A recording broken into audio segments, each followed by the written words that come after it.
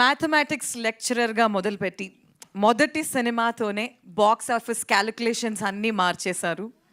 And ఇప్పుడు globally Indian cinema range పెంచేసి అస్సలు తగ్గేదేలే అంటున్న విజనరీ బ్లాక్ బస్టర్ సుకుమార్ గారిని ఆహ్వానించే సమయం వచ్చేసింది.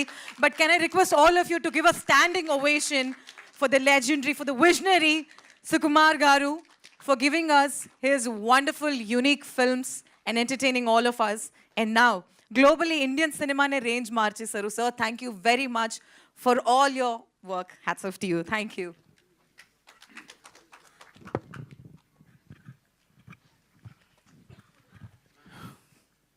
అందరికీ నమస్కారం అండి. నేను యాక్చువల్గా మావాడు మాట్లాడదనుకున్నాను, మాట్లాడేసింది. నేను చెప్పాలనుకుందా చెప్పేసింది. తను సుకృతి సింగింగ్ అంటే చాలా ఇష్టం. ఐ థింక్ తను 9th monthలోనే పాట మొదలుపెట్టింది. బట్ యాక్టింగ్ సంబంధించి ఎప్పుడు లేదు. కానీ పద్దక్క సిందక్క వీళ్ళిద్దరి గురించి చెప్పాలి. అసలు మామూలు జర్నీ కదా. అసలు 5,000 రూపీస్ సినిమా స్టార్ట్ చేసింది, ఈ అమ్మాయేమో సినిమా రాసుకుంది.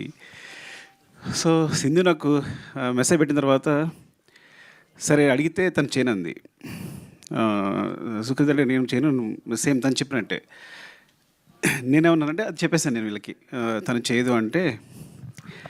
కానీ పొద్దుకే ఉంది ఒకసారి నేను మాట్లాడుతానంది.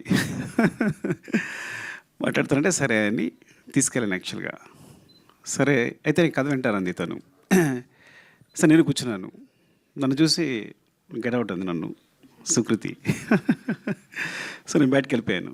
సో వాళ్ళు మాట్లాడుకున్నారు, కథ ఓకే అయింది. సార్ ఫస్ట్ ఏంటంటే తను ఎప్పుడు నేను పర్ఫామ్ చేస్తున్నట్టు ఎప్పుడు సార్ చిన్నపిల్లల ఫేస్ పెడుతుంది, ఇలా అంటుంది, ఇలా కార్టూన్లో గంతులు వేస్తుంటుంది నా ముందేమో గారాలు పోతుంటుంది, ఎప్పుడు ఒకే ఎక్స్ప్రెషన్ పెడుతున్నట్టు డడ్డా అంటుంటుంది అంతే. సో దీనికి ఎక్స్ప్రెషన్స్ వస్తాయి అనుకున్నాను నేను. సో అసలు నమ్మకం లేదు నాకు. సో మా పద్దక్క నేను పంపిస్తే చేస్తుందని అడుగుతున్నా, చేస్తుంది అంటున్నారు. ఏమో సుకుమార్ కూతురు కాబట్టి చేస్తుంటున్నారా నాకు అర్థం కావట్లా. పోనీ ఇంటికి వచ్చాక నిక్కీ బాబు ఉన్నాడు, వీళ్ళ కజిన్, ఇద్దరు కలిపి సీన్ డిస్కస్ చేసుకున్నారు. వాడేమో చేస్తున్నాడు, పర్ఫామ్ చేస్తున్నాడు.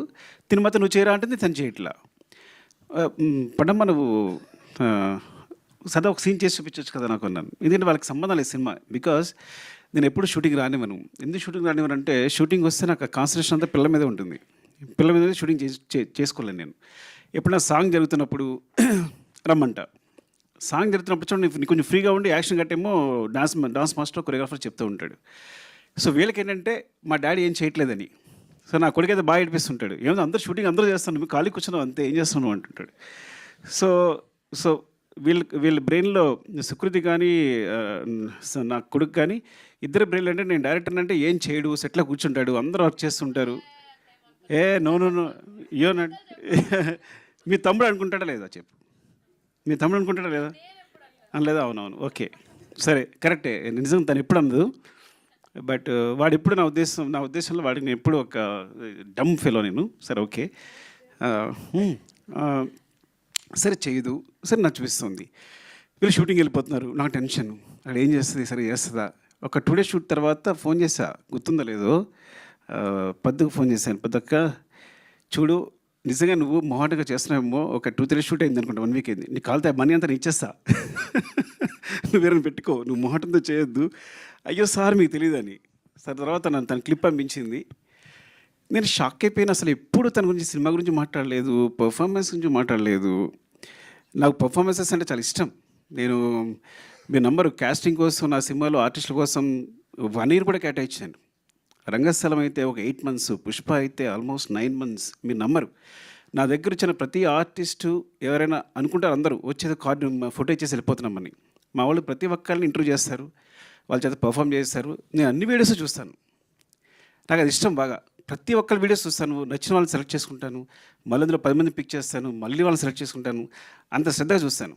సో అలాంటిది నేను షాక్ అయిపోయింది తను పర్ఫామ్. మరి పద్దక్క ఏం చెప్పిందో చెవిలో, వాళ్ళిద్దరు ఏం మాట్లాడుకున్నారో ఏం చేస్తారో తెలియదు కానీ సో చాలా చాలా బాగా చేసింది అని చెప్పడానికి కూడా అసలు నాకు అంత సిగ్గులేదు. నా కూతురు గురించి చెప్పడానికి అస్సలు సిగ్గులేదు, బాగా చేసిందని చెప్పడానికి. Please subscribe Yup Entertainment. Yup Entertainment, please subscribe. Thank you.